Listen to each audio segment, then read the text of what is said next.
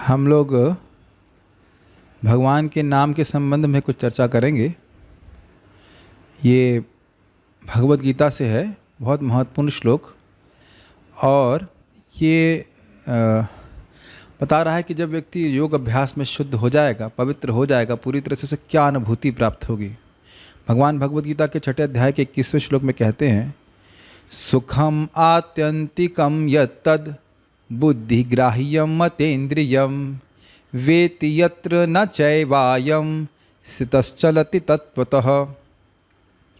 सुखम आत्यंतिकम यत्तद्, वह जब उस आत्यंतिक सुख को प्राप्त करता। आत्यंतिक सुख मतलब जिसमें कोई दुख का सम्मिश्रण नहीं है। इस जगत में कोई भी सुख होता है उसके संग कुछ दुख मिश्रित रहता है और वह सुख भी बहुत उत्कृष्ट नहीं होता। तो कह रहे आत्यंतिक, अत्यंतिक मतलब असीमित सुख का अनुभव करता है। कैसे अनुभव करता है? बुद्धि ग्राह्यम अतीन्द्रियम। इसका मतलब है कि शुद्ध अवस्था में भी जीव की इंद्रियां रहती हैं, उसके व्यक्तित्व का लोप नहीं हो जाता है और वह अपनी उस शुद्ध इंद्रियों से, ठीक इंद्रियों से उस सुख का अनुभव करता है। देखिए यहाँ पे फोटो बनाई गई है एक खराब रेडियो की और एक अच्छे रेडियो की। तो अगर रेडियो खराब है तो सिग्नल उपस्थित है लेकिन वैसे कैच नहीं कर पाता है। लेकिन अगर रेडियो ठीक हो जाता है तो जो सिग्नल ब्रॉडकास्ट किया जा रहा है BBC लंदन से या कहीं से भी, तो उसको वह ग्रहण कर पाता है, ग्रहण करने में सक्षम हो जाता है।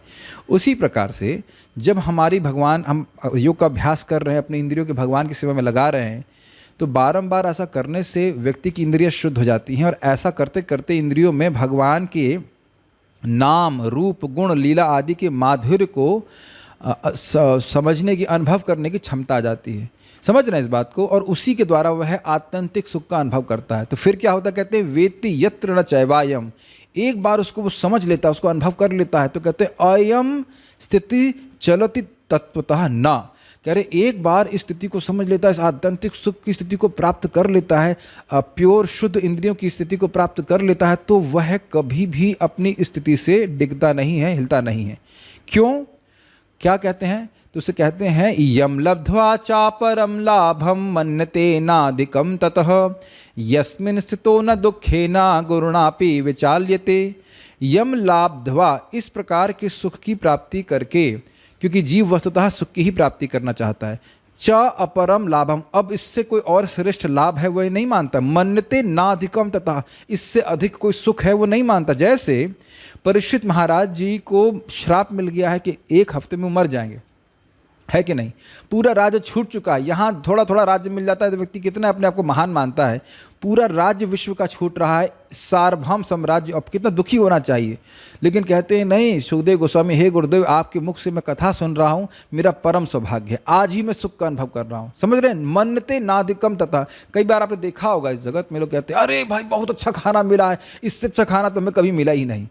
तो इस प्रकार का योगा ऐसा होता नहीं है, लेकिन ऐसा बात मतलब अनुभव करता है व्यक्ति। भगवान की भक्ति का सुख इतना अद्भुत है कि उसको प्राप्त करके यम लब्ध्वा च अपरम लाभ, इससे और कोई श्रेष्ठ लाभ नहीं है, इसीलिए वह कहीं और जाता नहीं। देखिए हम अपनी स्थिति को क्यों चेंज करते हैं?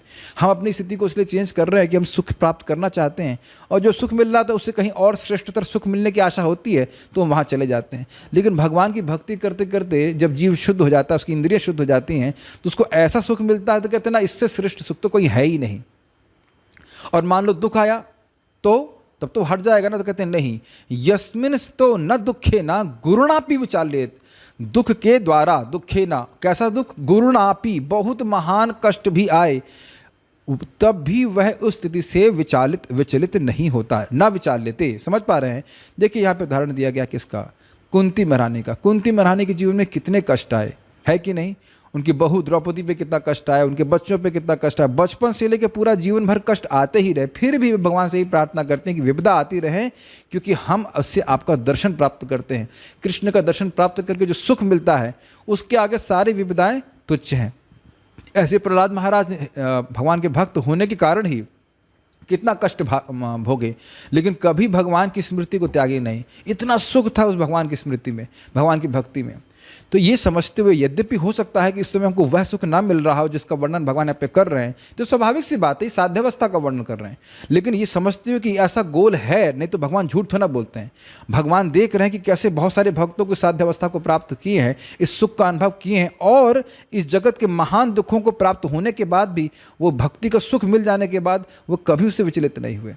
तो व्यक्ति को बड़ी दृढ़ता से भगवान का नाम उच्चारण करते रहना चाहिए, और भगवान का नाम ही, भगवान की भक्ति का अभ्यास ही, भगवान से संपर्क प्राप्त करने से इंद्रियां शुद्ध हो रही हैं, ऐसा करते करते एक दिन ऐसी स्थिति आएगी जो हम भी इस प्रकार का सुख का अनुभव करेंगे। तो बड़ी दृढ़ता के संग, बड़े विश्वास के संग, धैर्य के संग भगवान का नाम जप करते रहें, ताकि भगवान के नाम की कृपा से एक दिन हमको ऐसी स्थिति को प्राप्त हो जिसमें हम मान के चले कि भाई हमको ये कृष्ण भक्ति प्राप्त हो गई, अब हम इसके अलावा और कुछ भी नहीं चाहिए। ठीक है? So please keep chanting like this, one day by mercy of the holy name, भगवान के नाम की कृपा से हमको ऐसी स्थिति जरूर प्राप्त हो जाएगी। और अभी भी आप देख रहे हैं कि अभी भी आप देखिए कि भक्तिमय जीवन शैली को प्राप्त करके कौन ऐसा व्यक्ति होगा जो भक्तिमय जीवन शैली को छोड़ना चाहेगा। भक्त लोग बड़ा अच्छा कहते हैं कि कृष्ण भावना यद्यपि कठिन है, लेकिन भौतिक जीवन तो असंभव है। समझ में आया? तो भौतिक जीवन में जी पाए ये तो कोई अच्छा भक्त नहीं कर पाएगा। तो अभी भी ऐसी स्थिति नहीं है कि व्यक्ति छोड़ दे, आगे की भक्ति की स्थिति में छोड़ने का तो प्रश्न नहीं उठता।